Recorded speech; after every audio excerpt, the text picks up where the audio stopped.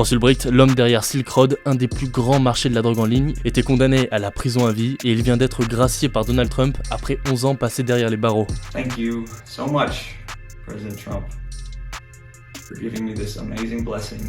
I'm a free man now. Mais comment cet homme originaire du Texas est-il devenu en seulement 2 ans et demi le roi de la drogue? Pour le comprendre, retour en 2009. Russell Bricht a 25 ans et il étudie la cristallographie à l'université d'État de Pennsylvanie. En parallèle, il s'intéresse aux idées libertariennes de l'école autrichienne contre l'intervention de l'État et pour la liberté individuelle. Cette philosophie, elle lui servira de base dans la création de Silk Road. Silk Road voit le jour en 2011 et Russell Bricht l'imagine comme une expérimentation économique du marché libre. Dans son journal intime, il écrit vouloir d'un endroit où les gens peuvent acheter ce qu'ils veulent de manière anonyme sans laisser aucune trace pouvant les mener à eux.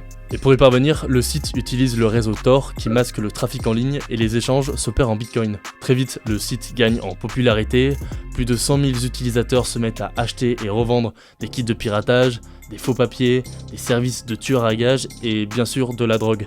Héroïne, cocaïne, LSD, tout est accessible.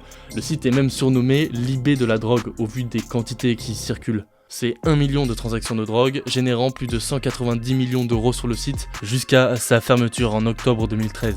Russell Bricht est arrêté la même année, puis jugé. Il est reconnu coupable de 7 chefs d'accusation, dont blanchiment, trafic de stupéfiants, entreprise criminelle et piratage informatique. Il est aussi soupçonné d'avoir commandité 6 assassinats pour protéger Silk Road, mais faute de preuves, il n'a pas été jugé pour ces faits. Pour le procureur des États-Unis pour le district de New York, Russell Bricht est un trafiquant de drogue et un profiteur criminel qui exploitait les addictions des gens. Le fondateur de Silk Road est condamné à la prison à vie en mai 2015. This sentence is anything more than just purely punitive and completely beyond the range of what drug offenders get in this district, in this circuit, in this country.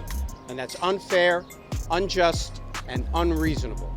Dans les cercles libertariens, sa condamnation est contestée.